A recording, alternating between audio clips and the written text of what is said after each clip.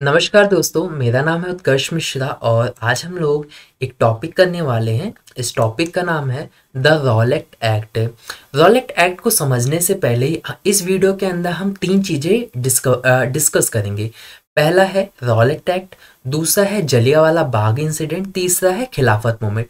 यानी इस वीडियो के अंदर हम तीनों ही जो एक्ट है, Rowlatt act, Jallianwala Bagh incident और खिलाफत मूवमेंट, इन तीनों ही टॉपिक को हम डिस्कस करेंगे।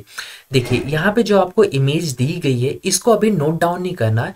पहले मैं रॉलेट एक्ट, जलियांवाला बाग और खिलाफत मूवमेंट, इन तीनों ही टॉपिक को आप लोगों को समझाऊंगा। फिर आप इन टॉपिक को एज अ शॉर्ट टर्म में आप इसको नोट्स बना के प्रिपेयर कर सकते हो, क्योंकि आगे जैसे इसमें बहुत बड़े बड़े लिखे गए हैं तो यहाँ पे शॉर्ट करके लिखा गया है, जिससे आपको नोट्स प्रिपेयर करने में बहुत ही आसानी होगी, बहुत ही छोटे और अच्छे इफेक्टिव बन सकते हैं। एक चीज़ ध्यान रखना कि वीडियो को पहले देखना फिर बनाना, क्योंकि वीडियो के अंदर कई सारी चीज़ें ऐसी हो सकती हैं जो यहाँ पर नहीं दिखे, जैसे कि इंपॉर्टेंट डेट्स, ठीक है, कुछ नाम वगैरह। तो उसके थ्रू क्या होगा कि आप क्या कर लोगे कि इनको पढ़ने के बाद आपको एक आइडिया मिल जाएगा कि इसमें क्या मिसिंग है और आप फिर अपने हिसाब से उस चीज़ को ऐड कर लोगे। ठीक है, तो चलिए हम शुरू करते हैं। जो सबसे पहला हम डिस्कस करेंगे रॉलेट एक्ट के बारे में। तो रॉलेट एक्ट क्या था, इसको समझने से पहले पहला पॉइंट समझते हैं। Gandhi ji in 1919 decided to launch a nation wide satyagraha against the proposed Rowlatt Act 1919। तो गांधी जी ने क्या किया, डिसाइड किया कि वो नेशन वाइड सत्याग्रह को लॉन्च करेंगे, यानी पूरे देश के अंदर सत्याग्रह के आइडिया को फैलाएंगे और वो सत्याग्रह को लॉन्च करेंगे। मेनली उनका जो चाहते थे वो रॉलेट एक्ट के खिलाफ वो सत्याग्रह कर रहे थे। रॉलेट एक्ट यानी एक ऐसा कानून था, क्या काला कानून भी आप इसे कह सकते हो, यानी बहुत ही खराब कानून था। और ये कैसा एक्ट था इसको हम आगे डिस्कस करेंगे। तो अगर एग्जाम में ये पूछे कि रॉलेट एक्ट कब बनाया गया, तो 1919 उसका ईयर था बनने का, ये आप याद कर लेना। रॉलेट एक्ट क्या था, एग्जाम में बहुत ज़्यादा पूछा जाता है कि explain Rowlatt act, define Rowlatt act, ऐसे करके कुछ भी आपसे पूछेगा। तो जो भी आपको मैं एक्सप्लेन करूँगा वो आप लिख दीजिएगा। तो पहला पॉइंट इसमें क्या बताता है, this act had been hardly pass through the imperial legislative council despite the united opposition of the Indian members. यानी जो ये रॉलेट एक्ट था, इस एक्ट को बहुत ही जल्दी पास कर लिया गया था इंपीरियल लेजिस्लेटिव काउंसिल के द्वारा। जैसे हमारे देश के अंदर अभी क्या है, लेजिस्लेटिव काउंसिल है जो हमारे देश के लिए एक्ट बनाती है, कानून बनाती है। उस वक्त क्या हुआ करता था, इंपीरियल लेजिस्लेटिव काउंसिल हुआ करती थी, जो कि उस वक्त के लिए एक्ट वगैरह, कानून वगैरह बनाया करती थी। अब हुआ ये कि हमारे जो इंडियन मेंबर्स है इस रॉलेट एक्ट का विरोध कर रहे थे कि एक्ट जो है वो पास नहीं होना चाहिए, लेकिन उनके विरोध के बाद भी इस एक्ट को पास कर दिया गया, यानी इसको कानून बना दिया गया। आखिरकार इस कानून में ऐसी कौन सी खराब चीज़ें थी जिसको हमारी इंडियन मेंबर्स अपोज कर रहे थे। पहला पॉइंट बताता है कि it gave the government enormous power to repress political activities and allowed detention of political prisoners without trial for 2 years। यानी पहला पॉइंट क्या बता रहा है कि जो ये रॉलेट एक्ट था ये गवर्नमेंट को बहुत ही ज़्यादा पावर दे देता है, यानी गवर्नमेंट इस रॉलेट एक्ट के थ्रू बहुत ही ज़्यादा पावरफुल हो जाती है। दूसरी चीज़, ये रिप्रेस कर सकती है पॉलिटिकल एक्टिविटीज़ को, यानी पॉलिटिकल एक्टिविटीज़ मीन्स कि अगर कोई भी इनके खिलाफ, ब्रिटिशर्स के खिलाफ कोई भी धरना प्रदर्शन कर रहा है, कोई रैलियां निकाल रहा है या इनके विरोध में बोल रहा है, तो ये लोग क्या करते, इस रॉलेट एक्ट का यूज करके उन लोगों को रिप्रेस कर देते, यानी उन एक्टिविटीज को दबा देते, उस एक्टिविटी को इलीगल घोषित ये कर देते, जो कि बहुत ही गलत बात है, क्योंकि ये आवाज को एक दबाने की बात की जा रही है, मतलब अपनी उनको चलानी है और कोई भी उनके खिलाफ विरोध की आवाज निकाल रहा है उसको बंद करना है। तो ये बहुत ही गलत था, मतलब वॉइस को दबाने की यहाँ पे बात हो रही है। And allowed detention of political prisoners without trial for 2 years, यानी उन लोगों को डिटेंशन कर दिया जाता था और पॉलिटिकल प्रिजनर्स को उनके without trial of for 2 years, यानी अगर किसी बंदे को पकड़ा जाता है कि ये बंदा इस पॉलिटिकल एक्टिविटी में इन्वॉल्व है और वो पॉलिटिकल प्रिजनर से जेल में भेज दिया जाता है, और जेल में भेजने के बाद उसको 2 साल तक उसका ट्रायल नहीं होगा कोर्ट के अंदर, यानी 2 साल के बाद वो पहले जेल में पड़ा रहेगा, देन 2 साल बाद कोर्ट में पेशी होगी और फिर वो बंदा होगा कि अच्छा भाई हुआ क्या था उस दिन, क्या मसला था, तब डिस्कशन होगा। यानी 2 साल तक आप जेल में ही बंद रहोगे, तो कितनी खराब बात है। इससे लोग डर जाएंगे कि कोई भी रैली के लिए निकलेगा ही नहीं बाहर, उनको डर लगा रहेगा कहीं रॉलेट एक्ट का यूज उन पे हो गया तो 2 साल तक वो कैसे सर्वाइव कर पाएंगे, उनके लिए बहुत ही ज़्यादा मुश्किल हो जाएगी। तो इस वजह से गांधी जी चाहते थे कि ये रॉलेट एक्ट जो है वो हटा दिया जाए। थर्ड पॉइंट क्या बताता है, Mahatma Gandhi wanted non violent civil disobedience against such unjust laws. तो गांधी जी चाहते थे कि एक non violent civil disobedience movement चले। ये जो सिविल डिसऑर्डरेंस मूवमेंट्स, अभी बस सिविल डिसऑर्डरेंस मूवमेंट्स ही समझ लो आप इसे, आगे की वीडियो में सिविल डिसऑर्डरेंस के बारे में डिस्कशन है, तो मैं वहीं पे आपको अच्छे से एक्सप्लेन करूंगा, अभी यहाँ पे नहीं बताऊंगा मैं आपको। बस समझ लो कि सिविल डिसऑर्डरेंस करके गांधी जी कुछ चीज चाहते थे, और साथ ही साथ वो ये चाहते थे कि अनजस्ट लॉज के खिलाफ वो सिविल डिसऑर्डरेंस मूवमेंट शुरू करना चाहते थे। यानी एक ऐसा आंदोलन शुरू करना चाहते थे जो इन सारे लॉज के खिलाफ हो, इस अनजस्ट लॉज के, क्योंकि ऐसे बहुत सारे ब्रिटिशर्स ने कानून बना रखे थे जो हमारे देश के लिए अच्छे नहीं थे, हमारे लोगों को बहुत ज़्यादा परेशान करते थे। विच वुड स्टार्ट अ हड़ताल ऑन 6 अप्रैल, जो कि एक हड़ताल के द्वारा शुरू होने वाली थी 6 अप्रैल को। अब हड़ताल का मतलब क्या होता है? हड़ताल का मतलब ये होता है स्ट्राइक, इसका इंग्लिश वर्ड, जैसे कि हर जगह क्या हो जाना, दुकानें वगैरह, शॉप्स वगैरह सब जगह बंद होने। तो गांधी जी ने डिसाइड किया रॉलेट एक्ट को हमें हटाना है, और ये हटाने का काम होगा एक हड़ताल से शुरू किया जाएगा, जो कि 6 अप्रैल को हड़ताल हम रखेंगे, फिर धीरे धीरे इसको हम आगे लेकर जाएंगे। तो 6 अप्रैल को हड़ताल शुरू हुई। देन आगे क्या होता है, अब ये आगे क्या बताया जा रहा है कि rallies were organised in various cities, workers went on strike in railway workshops and shops close down. अब हड़ताल शुरू हुई 6 अप्रैल को। देन क्या होता है, हड़ताल के अंदर क्या होता है, दुकानें वगैरह सब बंद हो जाती है, जो वर्कर्स होते हैं, जो कंपनीज के अंदर काम वगैरह करते हैं, वो सारे उस दिन जाते नहीं है, कंपनी के अंदर जाने के बावजूद वो काम वगैरह नहीं करते। रेलवे जो वर्कशॉप थी, शॉप्स थी, सब पूरी तरीके से वो लोग बंद कर देते, दुकानें उकानें सब बंद वगैरह हो जाती है। तो ये होता है हमारा हड़ताल के अंदर। देन क्या होता है, और जगह जगह रैलियाँ निकलती हैं, लोग बैनर वैनर लेके उनके खिलाफ आवाज़ वगैरह लगाते थे कि इनको हटाओ, इनको हटाओ, ऐसा कुछ। देन क्या होता है कि अगला पॉइंट बताता है, alarmed by the popular upsurge and scared that lines of communication such as the railways and telegraph would be disrupted, the British administration decided to clamp down on nationalism। अब British administration को लग गया डर, उनको डर लग गया कि ये जो मामला है ये बहुत ही ज़्यादा बढ़ जाएगा, क्योंकि हर जगह वो रैलीज वगैरह निकल रही, स्ट्राइक हो रहा है, तो इसकी वजह से जो हमारा कम्युनिकेशन है जैसे कि रेलवे और जो टेलीग्राफ है पूरी तरीके से डिस्टर्ब हो जाएगा, खराब हो जाएगा। तो इसको रोकने के लिए हमें इसको कुछ ना कुछ करना पड़ेगा। इन नेशनलिस्ट को रोकने के लिए, मतलब जो रैलीज वगैरह कर रहे हैं उनको नेशनलिस्ट कहा जा रहा है यहाँ पे, तो उनको रोकने के लिए हमें कुछ करना पड़ेगा। देन क्या हुआ, ये इन लोगों ने क्या किया, ब्रिटिशर्स के एडमिनिस्ट्रेशन ने, local leaders were picked up from Amritsar, यानी जो लोकल लीडर्स है उनको अमृतसर से उठा लिया गया, मतलब उनको पकड़ लिया गया, जेल के अंदर भर दिया गया। अब देखो लोकल लीडर्स को क्यों, क्योंकि जाहिर सी बात है अगर लीडर ही नहीं रहेगा तो चीज़ों को मैनेज कौन करेगा। एक लीडर ही वो होता है जो हर चीज़ों को मैनेज करता है। इन लोगों ने लीडर को पकड़ा, जिन पे शक था कि ये बंदा कर सकता है, उनको पकड़ लिया गया। देन क्या हुआ कि Mahatma Gandhi was barred from entering Delhi, और महात्मा गांधी को दिल्ली आने से रोक दिया गया। यानी ये कह दिया गया कहीं पे भी हो महात्मा गांधी, लेकिन उनको दिल्ली आने नहीं देना, ठीक है, इस तरीके से उनको रोक दिया गया। देन क्या होता है, on 10 April the police in Amritsar fired upon a peaceful procession provoking wide spread attacks on banks, post office and railway station. अब क्या हुआ कि 10 अप्रैल को क्या हुआ, अमृतसर पुलिस ने क्या किया, अमृतसर की पुलिस ने क्या किया कि एक पीसफुल प्रोसेशन चल रहा था जहां पर उनके ऊपर अटैक कर दिया गया, यानी रैलीज वगैरह निकल रही थी तो उसके ऊपर ये पुलिस वालों ने क्या किया, फायर कर दिया। देन इसके वजह से लोग गुस्सा हुए, वो जो लोग गुस्सा हुए उन्होंने क्या किया, bank, post office, railway station, इनको नुकसान पहुंचाया। रीजन क्या था, क्योंकि सारी चीज किस चीज को सपोर्ट करती थी, ब्रिटिश कम्युनिटी की थी, मतलब ब्रिटिश गवर्नमेंट की थी।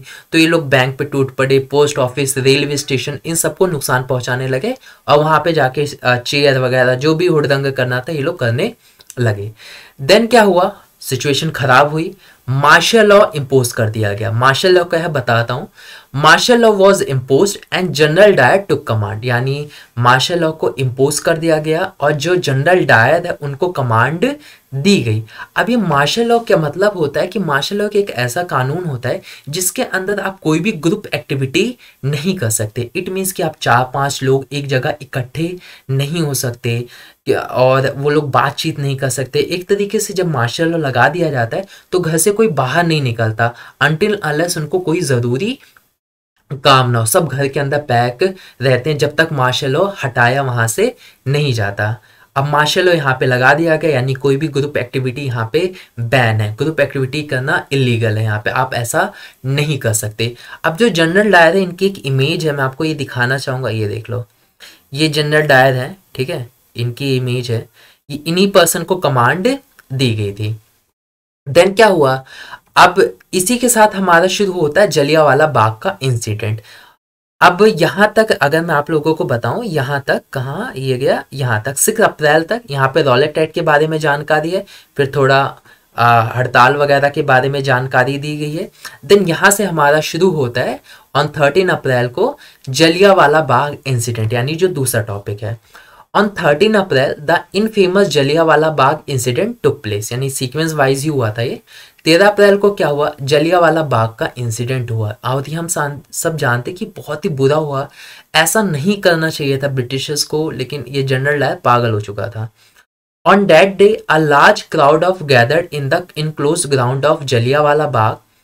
Some came to protest against the government's new repressive measures. Others had come to attend the annual Baisakhi fair. अभी पहले इस चीज को समझने से पहले जलियांवाला बाग इंसिडेंट कब हुआ था, 13 अप्रैल को। उस वक्त कमांड मतलब जनरल डायर को कमांड दी गई थी, मार्शल लॉ लागू हो चुका था। 13 अप्रैल को क्या हुआ कि जो जलियांवाला बाग है वहां पर क्राउड इकट्ठा हुई थी, लोग इकट्ठा हुए थे। लोगों का इकट्ठा होने का रीजन था, पहला तो बैसाखी का वहां पे त्यौहार लगता था, मेला लगता था, फेयर लगता था, हर साल लगता था। तो बैसाखी के मेला लगा हुआ था तो लोग अलग अलग जगह से आए थे। जाहिर सी बात है कि अगर बैसाखी जैसे आप लोग भी कहीं कोई मेला वाला लगता है, फेयर लगता है, तो आप लोग भी बहुत दूर दूर जगह से आप भी कहीं किसी दूर जगह जाते हो, आप रहते हैं यहाँ पे लेकिन आप 10-12 किलोमीटर दूर उस मेला को देखने जाते हो। तो सेम इसी तरीके से बैसाखी का मेला था, मेले से दूर दूर से लोग आए हुए थे। कुछ लोग ऐसे भी थे जो गवर्नमेंट के जो पॉलिसीज थे, जो रिप्रेसिव मेजर थे, यानी जो उनको परेशान किए जा रहे थे, उसके खिलाफ प्रोटेस्ट भी करने आए थे, ठीक है। अब होता क्या है, being from outside the city many villages were unaware of the martial law that had been imposed. तो पहली चीज, सिटी से वो बाहर थे और बहुत सारे विलेजर्स ऐसे थे क्योंकि तब उतना कम्युनिकेशन नहीं था, तो उन लोगों को ये नहीं पता था कि यहाँ पे मार्शल लॉ लगा है। सिटी से भी बाहर से मेला देखने लोग जो शहरों से आसपास के शहरों से जो लोग आए थे, उन लोगों को भी ये कुछ आइडिया नहीं था कि यहाँ पे मार्शल लॉ इम्पोज किया गया है। देन होता क्या है कि जो डायर है, जनरल डायर, वो उस इलाके के अंदर जहाँ पे ये मेला चल रहा होता है, बैसाखी का मेला लगा होता है, बेसिकली जलियांवाला बाग, यहाँ पे ये एंटर करता है और ब्लॉक द एग्जिट पॉइंट, यानी जितने भी एग्जिट पॉइंट होते हैं सब जगह वो ब्लॉक कर देता है ताकि निकलने की कोई भी जगह ना मिले। And open fire on the crowd killing hundreds, यानी वो क्या करता है कि उन लोगों को आदेश दे देता है, अपने जो सेना वगैरह रहता है उनको आदेश दे देता है कि इन लोगों के ऊपर गोलियां चला दो, ओपन फायर। यानी ये मत देखो बूढ़ा है, जवान है, बच्चे हैं, कुछ नहीं देखे, बस गोलियां चलाओ। और इन लोग जनरल डायर की इस कमांड पे अंधाधुंध गोलियां जो है वो चलने लगी। बहुत सारे जो लोग हैं मारे गए, जो कि ऐसा नहीं करना चाहिए था लेकिन इसने किया। देन मतलब कोई भी इंसान होता है वो सोचता है कि नहीं जाने दो, जेल में बंद कर सकते थे, ऐसा कुछ और कर सकते थे, लेकिन 1000 लोगों को मारना, बहुत सारे लोगों को मारना, अंधाधुंध गोलियां चलाना, ये तो सही नहीं है, बहुत गलत हुआ उस दिन। देन क्या हुआ, his object has he declared later was to produce a moral effect. तो बाद में उसका रिस्पॉन्स आया कि आखिरकार उसने ऐसा क्यों किया, उसने डिक्लेयर किया कि प्रोड्यूस अ मॉरल इफेक्ट, एक मॉरल इफेक्ट के लिए, जैसे कि लोगों को पता चले कि अगर आप हमारे खिलाफ जाओगे तो ये देख लो नतीजा ये हो सकता है। To create the minds of satyagrahis a feeling of terror and awe. यानी वो लोग क्या करना चाहते थे, ये जो जनरल डायर है वो लोगों के खिलाफ एक डर फैलाना चाहता था, उनके खिलाफ एक डर रखना चाहता कि देख लो नतीजा ये हो सकता है और हमसे तुम डरो, ठीक है। देन क्या हुआ कि ये इंसिडेंट्स सुना लोगों ने, जहां जहां तक ये इंसिडेंट फैला ना, लोग आग बबूला हो गए, बहुत ज्यादा गुस्सा हो गए, और वो फिर रोडों पे निकल आए, और फिर रोडों पे निकल के क्या करने लगे, वो जो भी बिल्डिंग्स दिखती सरकारी सब पे तोड़ फोड़ शुरू हो गई। पुलिस भी आ गई, पुलिस भी उनको मार पीट दिया, मतलब फुल दंगा मच रखा है यहाँ पे। क्या होता है, अगला पॉइंट इसी को एक्सप्लेन करता है। As the news of Jallianwala Bagh spread हुआ जैसे, crowd took to the streets in many northern Indian towns, यानी जो हमारा नॉर्थ का इलाका है, जैसे हमारा यूपी, दिल्ली, हरियाणा, पंजाब, इन सब इलाकों में लोग बाहर निकले, जगह से अपने घरों से बाहर निकले सड़कों पे, और मतलब दंगा करना शुरू कर दिया, गुस्सा हो गए बहुत बुरी तरीके से। तो जो हुआ बहुत ही गलत हुआ। There were strikes, clashes with the police and attacks on government building. Police वालों के साथ इनकी लड़ाइयाँ चल रही है, भिड़ंत हो रही है, गवर्नमेंट की बिल्डिंग्स उन पे ये लोग टूट पड़ रहे हैं, उसको तोड़ दे रहे हैं, खराब कर रहे हैं, उनको बहुत बुरी तरीके से तोड़ फोड़ ये लोग कर रहे हैं। देन क्या होता है, the government responded with brutal repression. और जो गवर्नमेंट है वहाँ की, वो इस चीज को एक सही तरीके से टैकल नहीं करी। वो भी क्या करी, ये लोग दंगा कर रहे हैं तो वो लोग भी दंगा करने पे आ गए, यानी वो लोग भी इस चीज को शांत करने का इन लोगों ने क्या तरीका निकाला कि तुम भी मारो पीटो, इस हिसाब से। Seeking to humiliate and terrorise people, तो उन लोगों ने क्या किया, उन लोगों को ह्यूमिलेट करना शुरू कर लिया, उनको और उनको टेरराइज, यानी उनके मन में डर और एक तरीके से उनको ना बहुत ही ज्यादा परेशान करना इन लोगों ने शुरू किया। क्या कहते हैं ये लोग, satyagrahis were forced to rub their noses on the ground, यानी जो भी सत्याग्रहीज थे उन लोगों के उनके जो नाक है उसको जमीन पे रब करवाया जाता है, रगड़वाया जाता है, जो कि बहुत ही गलत बात है, ऐसा कौन करता है, लेकिन ये लोग कर रहे थे। क्रॉल ऑन द स्ट्रीट्स, यानी जैसे छोटे बच्चे क्रॉल करते हैं, रेंगते हैं, ऐसे ही इनको जो सत्याग्रहीज थे ब्रिटिशर्स इन लोगों को ऐसे चलवाते कि रेंग के चलो आप है। और ये सलाम यानी सल्यूट करने को कहते हैं कि जब भी कोई तुम्हें बड़ा साहिब दिखे तो तुम्हें उसे देख कर सल्यूट करना है। पीपल वर फ्लॉक्ड एंड विलेजेस, यानी पीपल वर फ्लॉक्ड का मतलब होता है कि कोड़े मारना, यानी लोगों को कोड़े मारे जा रहे थे। और विलेजेस अराउंड गुजरनवाला इन पंजाब, जो कि पाकिस्तान में है अब, इस जगह पे क्या हुआ, वह बॉम्ब, यानी वहां पे बॉम्ब गिरा दिया गया। तो देख सकते हो कि गवर्नमेंट ने कैसा रिस्पॉन्स दिया। गवर्नमेंट ने क्या किया, इस चीज को टैकल करने के लिए इन्होंने के उनको परेशान करने लगे, ह्यूमिलेट करने लगे, नाक रगड़वाने लगे, सल्यूट करने लगे, बम्ब उनके कोड़े मारने लगे, बम्ब फेंकवा रहे हैं, वो लोग बहुत ही गलत कर रहे हैं लोग। देन यहाँ पे ये इमेज है, ये आप ये देख सकते हो, ठीक है। ये आप देख सकते हो कि किस तरीके से जो ये ब्रिटिशर्स हैं, ऑफिसर्स हैं, ठीक है, ये लोग ब्रिटिश सोल्जर्स, ये लोग जमीन पर क्रॉल इनसे करवा रहे हैं, ठीक है, क्रॉलिंग ऑर्डर्स है। और ये भी जनरल डायर के पे दिया जा रहा है। अब देख के इस बंदे को बहुत ही ज़्यादा गुस्सा आ रहा है कि बंदे ने ऐसा किया कैसे। हटाओ इसकी इमेज यहाँ से, कहाँ गए इमेज, बहुत गलत हुआ। अगला आता है seeing violence spread, Mahatma Gandhi called off this movement. तो अब क्या होता है कि गांधी जी इस मूवमेंट को देखते हैं कि वायलेंस हो गया, हिंसा हो रही है, लोग मार पीट रहे हैं। गांधी जी का क्या था, धर्म था, उनका ये कहना था कि नॉन वायलेंस, हिंसा ना हो, लेकिन लोग इस तरीके से मार पीट रहे हैं, लड़ाइयाँ हो रही है, तो गांधी जी ने मूवमेंट को कॉल्ड ऑफ कर दिया। यानी जो रॉलेट एक्ट के खिलाफ जो उन्होंने आंदोलन चलाया था उसको उन्होंने कहा बंद कर दिया कि अभी बंद कर लो, बहुत ज़्यादा लड़ाइयाँ हो रही हैं, वायलेंस हो रहा है। अब क्या होता है, अगला पॉइंट क्या होता है, बताया जा रहा है कि while the Rowlatt Act satyagraha had been a wide spread movement, it was still limited mostly to cities and towns. कि जो रॉलेट एक्ट था हालांकि बहुत ही बड़ा आंदोलन चला था, लेकिन वो लिमिटेड था, वो सिटीज और टाउन तक ही लिमिटेड रहा, विलेजेस तक वो नहीं पहुंच पाया बहुत ही ह्यूज अमाउंट में।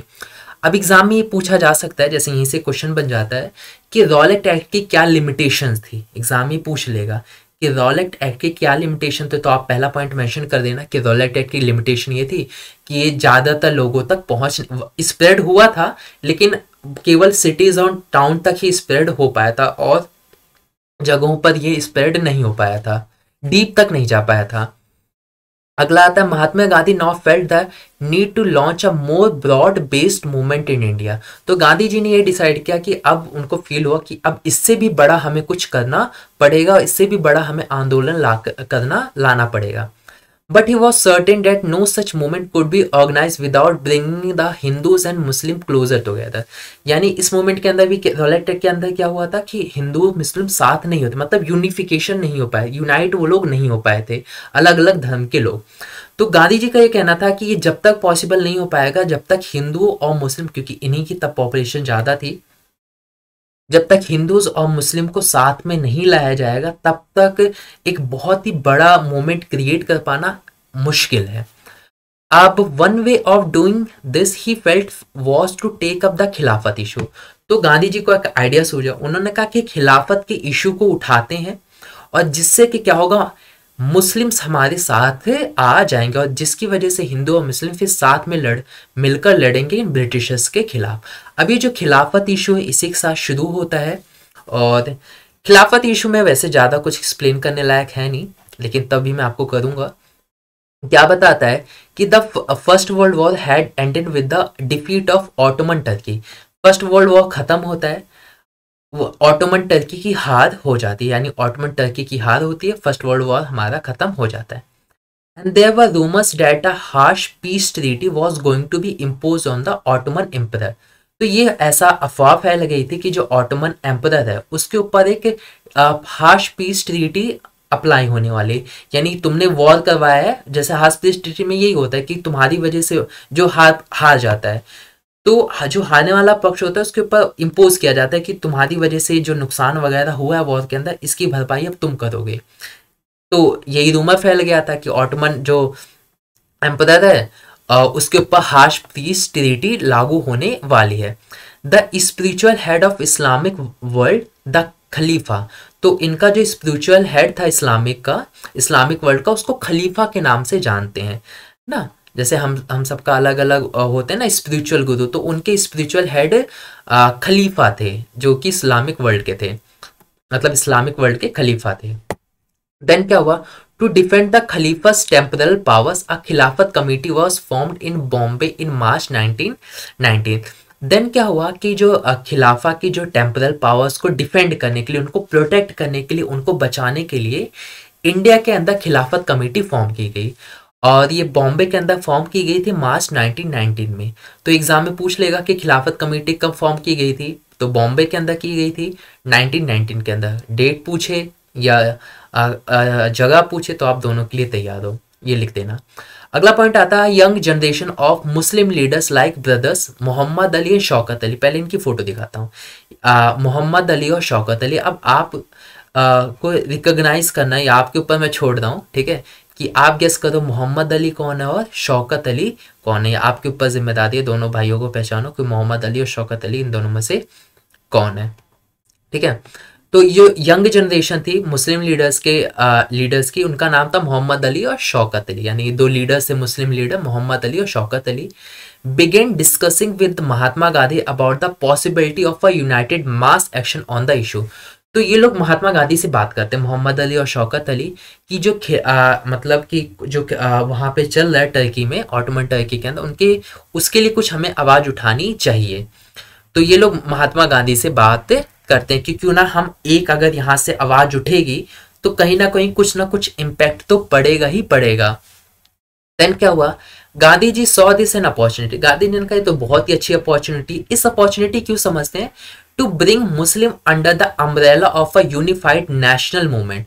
तो गांधी जी ने ये सोचा कि इसी बहाने मुस्लिम भी हमारे साथ जुड़ जाएंगे, मुस्लिम्स के लोग भी हमारे साथ, कम्युनिटी भी हमारे साथ ऐड हो जाएगी, और फिर जब वो हमारे साथ ऐड हो जाएगी तो उनका यूज़ हम देश को आज़ादी दिलवाने में हम कर सकते हैं।